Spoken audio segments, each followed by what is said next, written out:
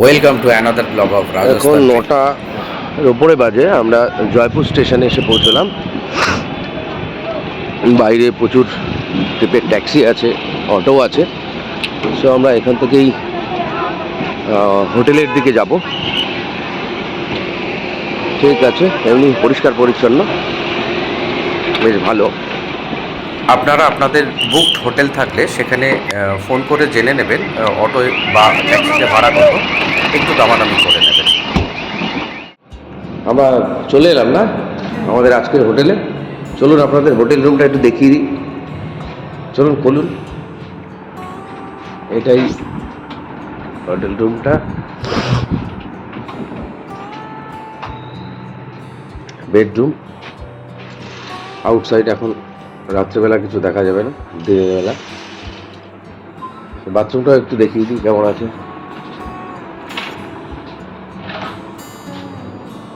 ভালো। চলো, এটা ওয়াশরুম।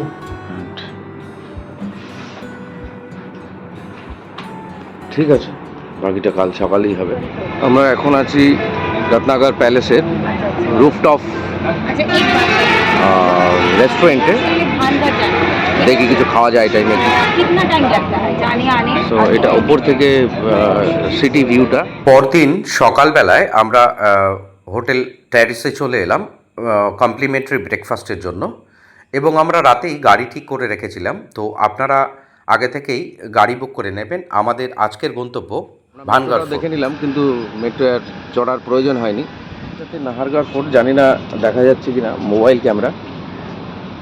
তো নাহারগড় ফোর্টটা এই দিকটাতে, একটু দেখাই। একটু ফগি ফগি দেখা যেতে পারে, ওই টিলার উপরে একদম মিডিলে।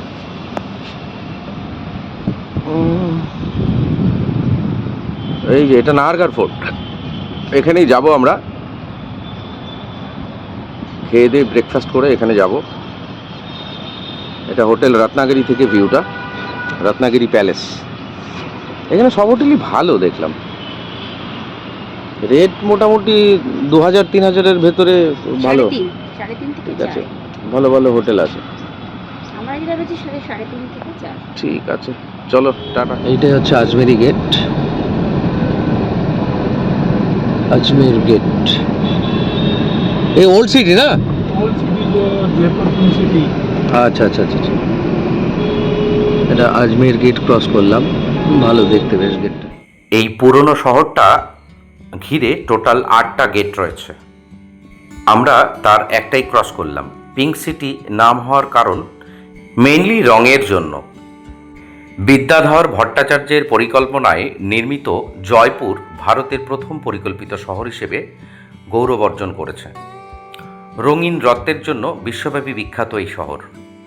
রাজস্থানের রাজধানী শহরটি তার প্রাচীন ইতিহাসের আকর্ষণের সাথে একটি মহানগরের সমস্ত সুবিধা সমন্বয় করে। পুরনো ঐতিহ্যের সাথে এটা একটা আধুনিক শহরও বটে। গল্প অনুসারে 1876 সালে প্রিন্স অফ ওয়েলস ভারত সফরে এসেছিলেন। যেহেতু গোলাপি রং আতিথেয়তার প্রতীক ছিল, তাই জয়পুরের মহারাজা রাম সিং পুরো শহরটিকে গোলাপি রঙে রাঙিয়েছিলেন। শহরটিকে যে গোলাপি রং দেওয়া হয় তা দেখার জন্য এক অসাধারণ দৃশ্য তৈরি করে। নাহারগড়, জয়গড় এবং গড় গণেশ মন্দির দুর্গের পটভূমিতে জয়পুরের জাঁকজমকপূর্ণভাবে গড়ে ওঠে। জয়পুরের উৎপত্তি 1727 সালে, যখন অম্বরের রাজা দ্বিতীয় জয়সিং এটি প্রতিষ্ঠা করেছিলেন। আমরা গোলাপি শহর দেখতে দেখতে হাওয়া মহলের কাছে চলে এলাম। 1799 সালে কবি রাজসাওয়াই প্রতাপ সিং তার পরিবারের জন্য গ্রীষ্মকালীন বিশ্রামস্থল হিসেবে এটা তৈরি করেছিল। এটি এমন একটা স্থান হিসেবেও কাজ করেছিল যেখানে রাজপরিবারের মহিলারা নিজেদেরকে অন্যদের চোখে না দেখেই দৈনন্দিন জীবনযাপন উপভোগ করতে পারে। এই অনন্য 5তলা ভবনটি হিন্দু এবং ইসলামিক স্থাপত্য মিশ্রণ।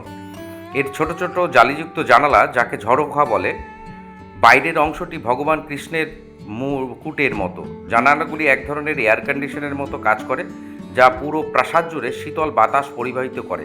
গ্রীষ্মকালে নিখুঁত বিশ্রামস্থল করে তোলে। এখন এই মহলটি রাজস্থান সরকারের প্রত্নতান্ত্রিক বিভাগের অন্তর্গত রয়েছে। ও, এটা রাজাদের সময়ের আয়ুর্বেদিক হসপিটাল, যেটা এখনো চালু আছে। এইটা হচ্ছে রাষ্ট্রীয় আয়ুর্বেদ সংস্থান। এটা রাজাদের। অম্বরের রাজা দ্বিতীয় জয়সিং জনসংখ্যা বৃদ্ধি এবং জলের ঘাটতির কারণে তিনি তার রাজধানী জয়পুরে স্থানান্তরিত করেছিলেন। আমরা আস্তে আস্তে ভানগড় দুর্গের দিকে যাচ্ছি। এটা হচ্ছে রামগড় ড্যাম, তাই তো? এখন পুরো বন্ধ, গত 10 বছর তো জল আসেনি বলছে। ও, এখান দিয়ে ওই আইটিডিসিতে যাওয়ার রাস্তা ছিল। पानी सप्लाई क्यों बंद है? জয়পুর শহর ছেড়ে বেরিয়ে ভানগড় দুর্গের দিকে এগিয়ে চললাম। রাস্তাতে এই রকম উটের দেখা কিছুক্ষণ পরপরই পাওয়া যায়। আমরা অনেকটাই চলে এসেছি এবং উপর দিকে যে পাহাড়গুলো দেখতে পাচ্ছেন তার উপরে অনেক প্রাচীন দুর্গ বা পরিখা দেখা যায়। আমরা জয়পুর থেকে ভানগড় ফোর্টে এলাম। এটা একটা ভৌতিক ফোর্ট টাইপের, কারণ এখানে 5টার পরে আর কোনো এন্ট্রি নেই। যদিও আমাদের একটু আগে আসা উচিত ছিল, বাট ওই যা হয়, দেরি তো হতেই থাকে। সো আমরা এন্ট্রি করছি এখন ভানগড় ফোর্টে। তো ঢুকে গেছি, এটাই হচ্ছে এন্ট্রি গেট। এখান থেকে আমাদেরকে 25 টাকা টিকিট, প্রতি ব্যক্তি টিকিট কেটে আমরা ভানগড় গেটে প্রবেশ করছি। ভানগড় দুর্গ হল ভারতের রাজস্থান রাজ্যের আলওয়ার জেলায় অবস্থিত একটা ঐতিহাসিক স্থান। এটা তার ভুতুড়ে খ্যাতির জন্য পরিচিত এবং প্রায়শই ভারতের সবচেয়ে ভুতুড়ে স্থান বা ওয়ার্ল্ডের টপ 10 হন্টেড প্যালেস হিসেবে পরিচিত। যদিও দুর্গটি তার অলৌকিক গল্পের জন্য বিখ্যাত, তবে এর একটি আকর্ষণীয় ঐতিহাসিক পটভূমিও রয়েছে। ভানগড় দুর্গটি 17 শতকে রাজপুত শাসক ও মুঘল সম্রাট আকবরের সেনাপতি প্রথম মানসিংয়ের ছোট ভাই রাজা ভগবন্ত দাস কর্তৃক নির্মিত হয়েছিল। জয়পুর এবং মধ্য ভারতের মধ্যে বাণিজ্যিক পথ রক্ষার উদ্দেশ্যে আরাবল্লী পর্বতমালায় একটি পাহাড় ধারে এই প্রতিরক্ষামূলক কাঠামো হিসেবে দুর্গটি নির্মিত হয়েছিল। দুর্গ কমপ্লেক্সটি একটি উল্লেখযোগ্য এলাকা জুড়ে বিস্তৃত এবং এতে মন্দির, প্রাসাদ, বাগান এবং জলধারা সহ বিভিন্ন ভবন রয়েছে। এটি 4টি প্রধান প্রবেশপথ সহ একটা বিশাল সীমানা প্রাচীর দ্বারা বেষ্টিত।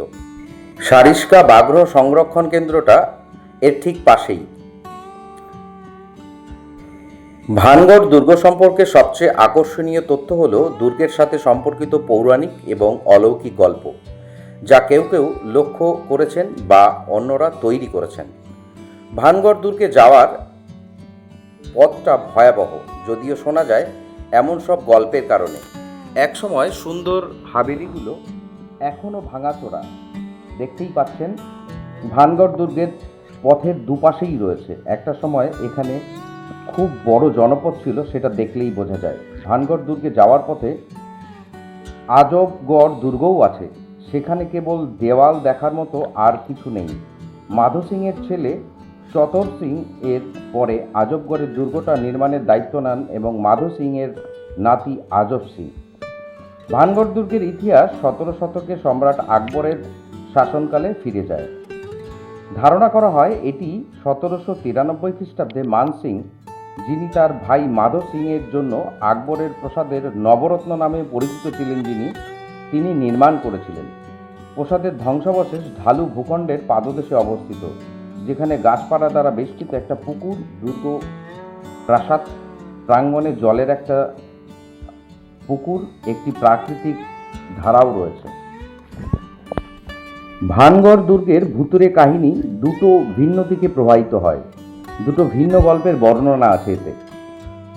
একটাতে একজন পবিত্র সাধু ক্রোধে অভিশাপের ফলে দুর্গের পতন ঘটে এবং রাজবংশ ও গ্রামবাসীরাও নিখোঁজ হয়ে যায়, এবং দ্বিতীয় একজন তান্ত্রিক কালো জাদু করেছিল, যিনি গুপ্তচর এবং কালো জাদুতে পারদর্শী ছিল, সেই দুর্গটাকে ধ্বংসের দিকে ঠেলে দিয়েছিল। এই গল্পগুলোর অনেকগুলো রয়েছে, যা একজন ব্যক্তি থেকে অন্য ব্যক্তিতে তথ্য এবং পৌরাণিক কাহিনী পরিবর্তন হতে হতে সবচেয়ে বেশি অনুভূত গল্পগুলি এভাবেই চলে আসছে।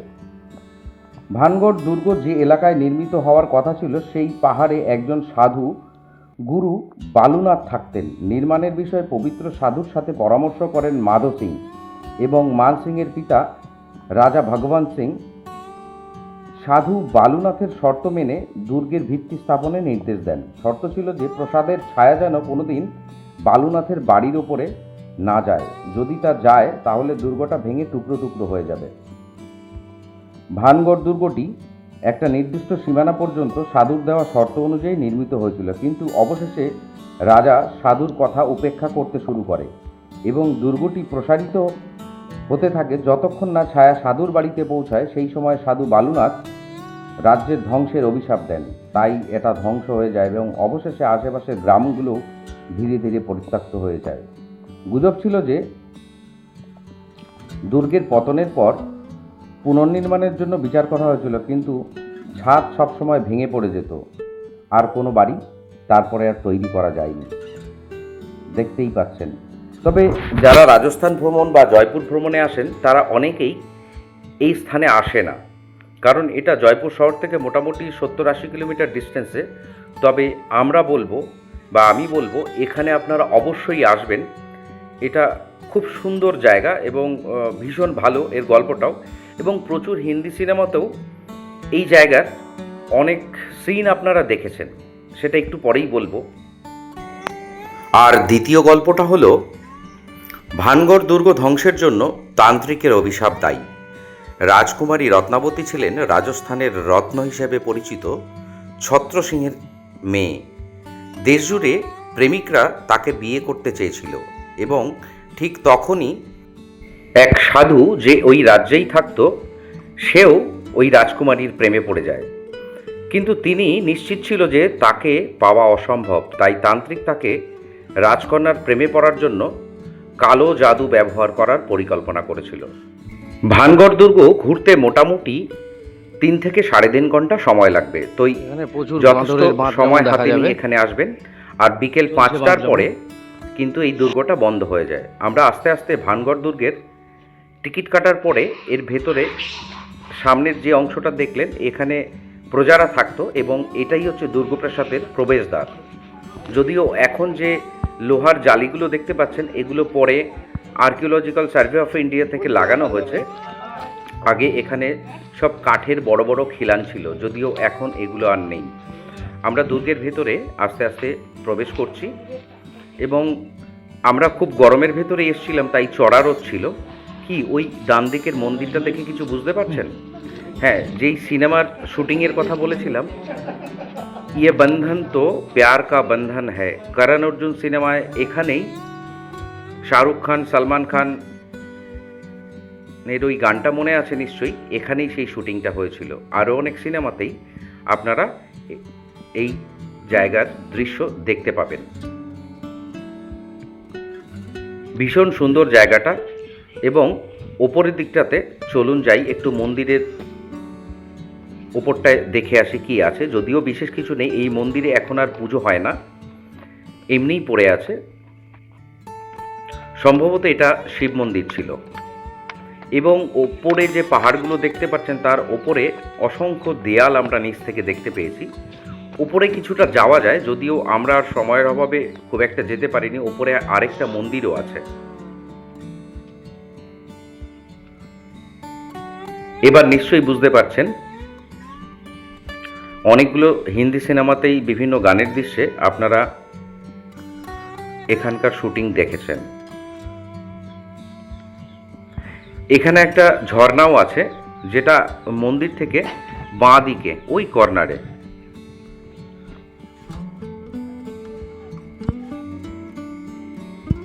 চলুন তাহলে এবার আমরা মহলের ভেতরটা দেখে আসি, যদিও সম্পূর্ণ ধ্বংসপ্রাপ্ত।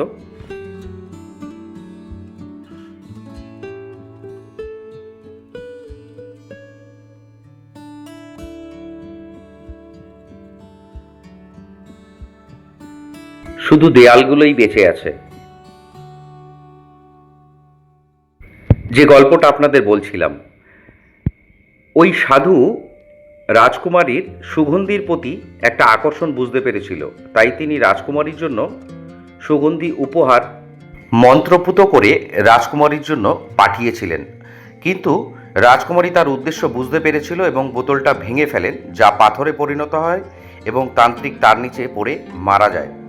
শেষ নিঃশ্বাস ত্যাগ করার আগে তান্ত্রিক রাজ্য, গ্রামবাসী এবং রাজকুমারীকে মৃত্যুর জন্য অভিশাপ দেন।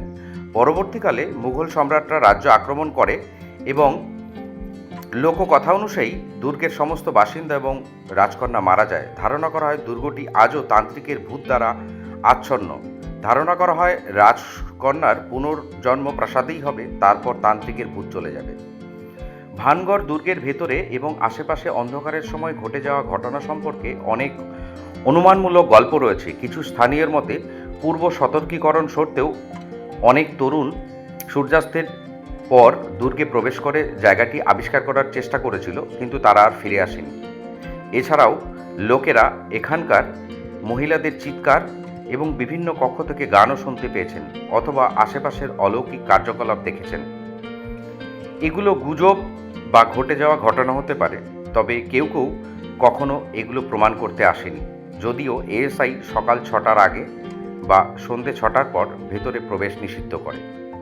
তো বুঝতেই পারছেন, ভারত সরকার যখন বারণ করছে তার নির্দিষ্ট কোনো কারণ নিশ্চয়ই থাকবে। ভানগড় দুর্গের পতন বিভিন্ন ঐতিহাসিক কারণে ঘটেছে বলে মনে করা হয়। মারাঠাদের বারবার আক্রমণের পর 18 শতকের শেষ দিকে দুর্গটা পরিত্যক্ত হয়। ধারণা করা হয় যে ভূমিকম্পের ফলে এর কাঠামো আরও ক্ষতিগ্রস্ত হয়। এই ছিল ভানগড়ের ইতিবৃত্ত। কেমন লাগলো জানাতে ভুলবেন না। তো ভানগড় দেখার পর আমরা বেরিয়ে এলাম। ভানগড়ের ঠিক পরেই এই গ্রামটা। ডান পাশে যে উঁচু টিলা মতো দেখতে পাচ্ছেন, ওর উপরে যে লম্বা পরিখাটা দেখতে পাচ্ছেন, ওটা প্রায় 12 কিলোমিটার লম্বা। তো আমরা আস্তে আস্তে জয়পুরের উদ্দেশ্যে বেরিয়ে পড়েছি। এরপর আমরা দুপুরের খাওয়া খেয়ে নিয়ে আমরা চলে যাব আমির ফোর্টে। তো আমাদের লাঞ্চ হয়ে গেছে, আমরা চলে এলাম আমির ফোর্টে। আমির কা কিলা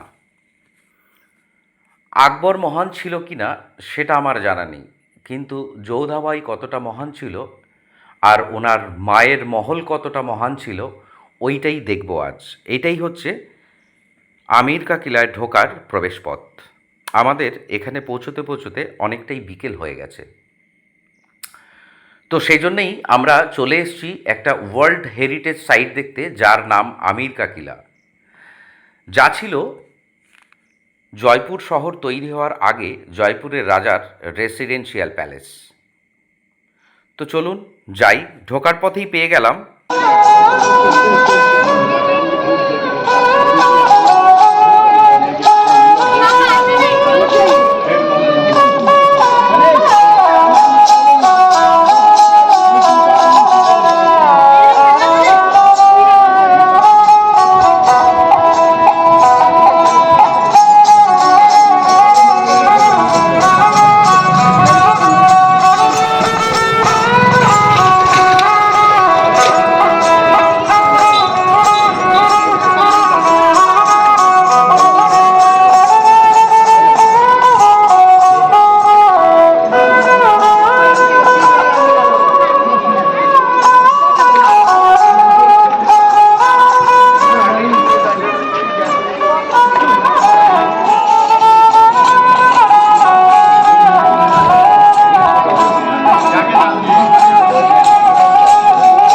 রাজস্থানে এসে এই ধরনের গান শুনতে লোকশিল্পীর কার না ভালো লাগে।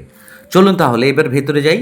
100 টাকার টিকিট নিয়ে আমরা ঢুকে পড়লাম ফোর্টের ভেতরে। এখানে সর্বপ্রথমে দেখা যায় দিয়ানে আম, যেখানে আম জনতার পুকার শোনা হয়, কিন্তু এখানে আমার পুকার শোনার জন্য কেউ তৈরি ছিল না। যাই হোক, এখানে যে কালারগুলো দেখতে পাচ্ছেন এগুলো কোনো সাধারণ কালার নয়, বরং সবজি থেকে বানানো রং, যা এখনও টিকে রয়েছে। এর ভেতরেই রয়েছে সুকনিবাস আর এর সামনেই রয়েছে মুঘল গার্ডেন, যেটা ইনসার্টে দেখতে পাচ্ছেন। আর এখানকার ছাদের ওপর থেকে সুন্দর ভিউ পাবেন মাওটা সাগর লেকের। ঠিক এর বিপরীত দিকেই ছত্রি থেকে দেখতে পাওয়া যায় যোধাবাইয়ের ছোটবেলার বাবার বাড়ি। এরপর আপনারা শীষমহলও দেখতে পারেন। তো আমরা অনেকটা সময় এখানে কাটালাম। এইটাই হচ্ছে মাওটা সাগর, অসম্ভব সুন্দর করে সাজানো। এর ঠিক বিপরীতেই রয়েছে যোধাবাইয়ের ছোটবেলার বাসস্থান। আমির কা কিলা দেখে আমরা ফিরে চললাম আমাদের হোটেলের দিকে, জলমহল দেখতে দেখতে, রাজস্থানের বিখ্যাত জলমহল। তো বন্ধুরা, ভিডিওটা কেমন লাগলো জানাতে ভুলবেন না। ভালো থাকবেন, ধন্যবাদ।